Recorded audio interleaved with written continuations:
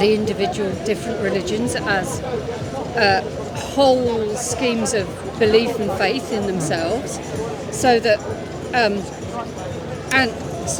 when we talk about other religions, we often get things wrong, we get information incorrect, and not just that we get things incorrect, but we get things that are completely lacking in nuance. So we don't have an understanding of what it is to believe these things. Yep. We're just looking at like a list of things saying these people believe this and these people believe this. We don't have a sense of faith and dedication and commitment to the teachings and to God behind these things. Yeah, and I think it's important to know, okay, this is what they believe, this is why they believe it, and like having, like, especially in Islam, there's scholarship, there's like, okay, this is what we believe because of what the Quran says, this is the teachings of the Prophet Muhammad, peace be upon him. Do you feel like when you're teaching Islam, like you go into those nuances, or you just kind of, all I remember in my RE when I was in secondary school is the 5 pillars. When all I we got teach told was Islam, 5 pillars. When I teach Islam, I feel I'm doing it a disservice because I don't know what it feels like to believe it. I can teach the mechanics of these are the 5 pillars, this is how much salat is, this is what the Hajj involves, but it doesn't speak to me. It's not coming from a place of faith, it's coming from a place of observation. And I don't think that's the right way to teach religion. I believe that all religions should be taught by the people who believe them, by the people who build their lives upon them, who live by the faith. I would agree and slightly disagree with that statement as well, because I think you get that passion, you get the emotion, you get understanding of what they believe. Because me myself, for a number of years, I worked in substance misuse. So a lot of the clients and the individuals I'm working with, like, have you taken drugs? I go, doesn't matter if I've taken drugs. I need to be able to articulate to you the impact of drugs. And if I've taken drugs and I tell you about my lived experience, I can tell you how it's impacted me and the effects it has on me. Because I think it's about basing it on knowledge. So I think in school it's very superficial. So you go through the 5 pillars, but in Islam, and that was the key thing I was mentioning to you there, the fundamental is Tawheed, knowing about the oneness of Allah. So we go through the 5 pillars, and the first pillar is really the belief in Allah. Who is Allah? How do you worship Allah? What are the names and attributes of Allah? How do you avoid committing shirk? Because very simply, what is Tawheed? Very, very simply, excluding the 3 elements I've mentioned to you before, in regards to the oneness of His names and attributes, the oneness of worship, the oneness of worship, lordship, it comes down to, it's the opposite of shirk. You know what shirk is? Shirk is faithlessness. Yeah? Close, it's making partners with Allah. It's the opposite of Tawheed. Right. So worshipping other than Allah, giving the divine attributes to anyone other than Allah. And I just want to recall a quick experience I had when I was in my secondary school. My kind of disconnect from religion came from RE.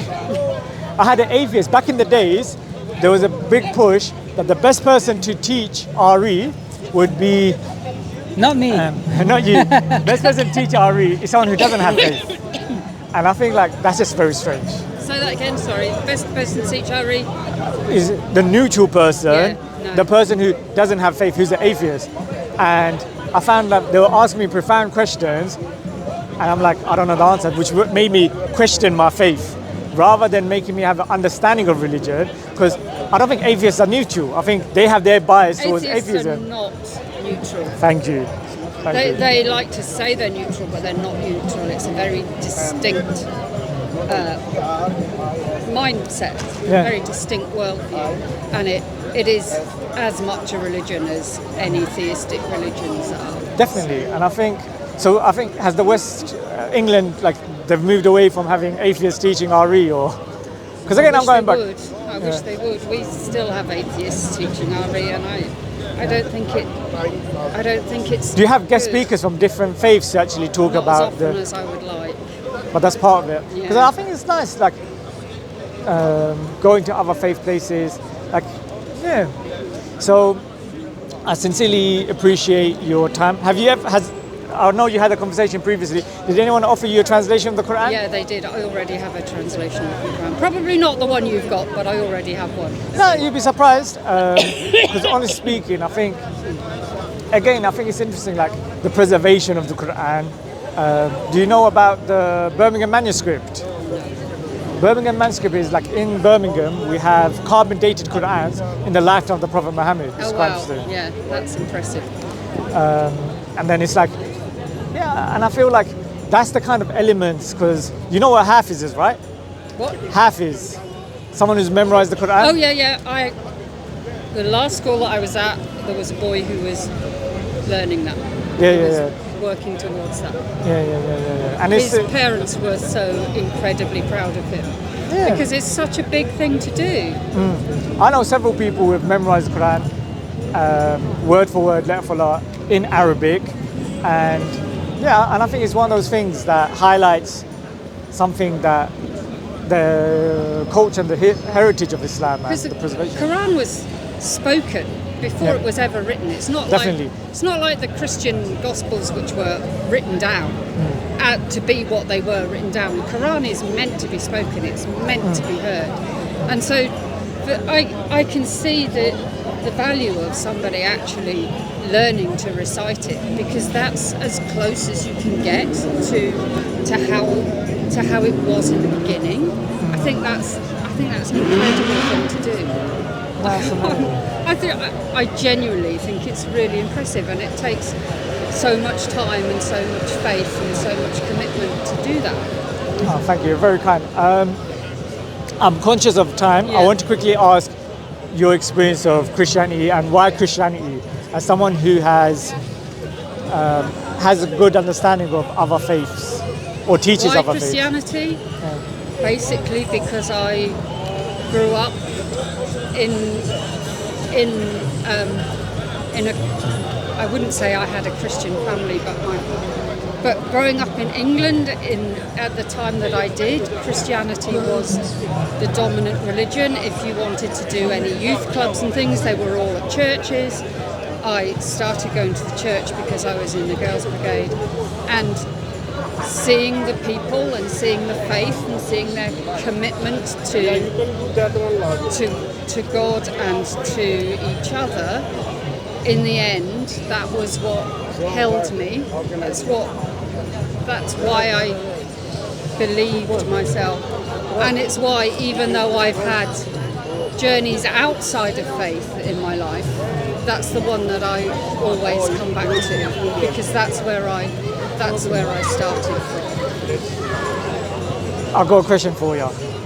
Jesus Christ, God or sent by God? Wow, there's a question I can't. For me, as a Christian, I believe that Jesus Christ is God the Son, God who came in a human form, and I'm going to always believe that. But I think Can I just say one thing? Can I just Go ahead, of finish? course. There are a lot of people who don't believe that. There are a lot of people who believe that Jesus was a man who was sent by God. There are even people within the Christian orbit who think that Jesus was a man who was sent by God. But whichever you take, what is more important than the fact or otherwise of whether Jesus is divine is what he said, what he taught, what he wanted people to do and believe, and to treat other people with respect and compassion and love and generosity. And the teachings of Jesus, for me, are what's most important, more than the whole salvation and all the rest of that stuff.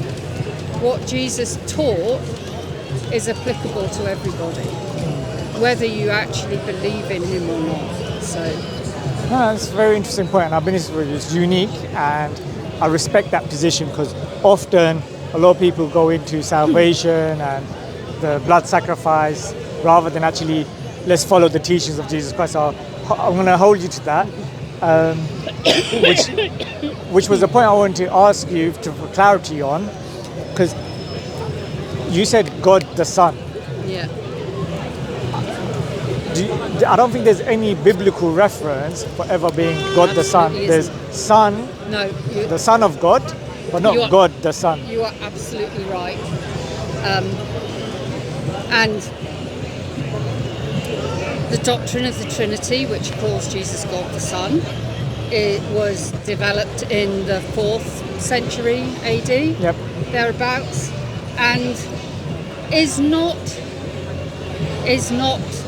found in that form in Scripture. There is talk about incarnation of God becoming human, but no, the phrase God the Son was developed in the So why would you 4th say? century.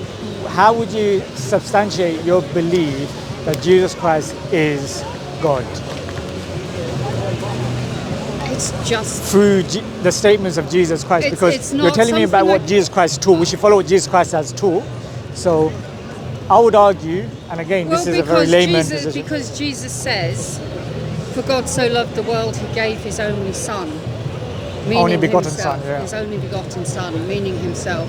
So that's what He means. And I know in Islam, you can't. God begetteth not and is not Yeah. begotten. and We're going to leave that to one side. I understand that you can't accept that. But do I understand it? No, I don't. Do I accept it? Yes, I do. I don't have to understand everything. It's not about accept understanding. It's about Jesus Christ's teaching. Because even if I think contemporary scholars backed by 50 denomination of churches actually took out that verse, John 16:3, 3:16, yeah, thank you. Saying as a concoction, as in It's So tricky, isn't it? Because when I was studying theology, we did this thing about how can we be sure that Jesus' sayings were authentic? That He said what we say He said, and it wasn't made up by the church. And they came to the conclusion with all these things that there were like 16 things which they were absolutely sure that Jesus probably said. Okay? absolutely sure that he probably said it. Yeah. So you get that thing, but my feeling is Out of those that- 16 things, is any of it claiming divinity? Because even if we went with Jesus Christ, God so loved the world, sent His only begotten Son, no, it doesn't make I don't- Him divine. That's I would not argue. that one doesn't make the cut. Yeah. And I don't think there aren't many doctrines that do make doctrinal statements that do make the cut, because they could have been made up by the church and put back. So are we following the teachings of Jesus Christ? The fundamental teachings? Because even there's a sign that quotes the Bible, quotes the Old Testament, quotes the Quran, and I think that's the same message in regards to Mark 12:29, where Jesus Christ was asked, The thing with this verse here, the only one God thing, Yep. that one doesn't make the cut either, because Does it that not? can have come from earlier. So anything that can definitely have been So even though it's red letter, yeah, it doesn't make the cut. Even anything which could have come from before or may have been put in afterwards doesn't make the cut. So, but Who decided the cut, by hang the way? on, Sorry, hang on. just for clarity. It's done by a whole bunch of scholars. But Have some more water. my feeling is this, that the people who made the Gospels, the people who wrote the Scriptures, were not trying to pull a fast one. They were not trying to deceive people. They weren't trying to lead people astray. What they were trying to do was to lead people to what they believed was the ultimate truth. So these were people who may have got things wrong, but were acting in good faith. And I think that's enough for me. That's Because I don't want to speculate in regards to the intentions. Because I think it's a key point you made in regards to following the teachings of Jesus Christ. So what would you say is the core teachings of Jesus Christ? love God, love your neighbour as yourself. That's it in 2 sentences. That's what Jesus said was his teaching in 2 sentences. 2 questions for you, quite deep in theology. Can God have a God? And can God have limited knowledge? Those are heavy questions. Can God have a God? God is his own God. So God isn't his own God. God is God. God is God. So he wouldn't have a God. There will be no other God. So God is God. Because it's blaspheming statement. God having a God doesn't make sense. It's a contradicting statement, and I agree with you. And the other question in regards to, can God lack in knowledge or have limited knowledge? I don't think so. Because God knows all. everything. Thank you very much. I would genuinely love to stay and talk to you all day because this has been fascinating. So I just got my really phone have out to very get quickly to give you reference where Jesus Christ said that I must leave you now to your Father, to my Father, to your God and to my God. And Jesus Christ himself didn't know when the hour was. So thank you so much. I really appreciate your time. And anytime you're passing through, please do feel free to talk to us. I've really enjoyed your insight and your time. It's been really interesting talking to you. So Take care. Not strong enough for a crunch. Can I give you a mini one? No, I really. She has a copy. Really I already have a copy. She's in the process of studying it. How did you find it?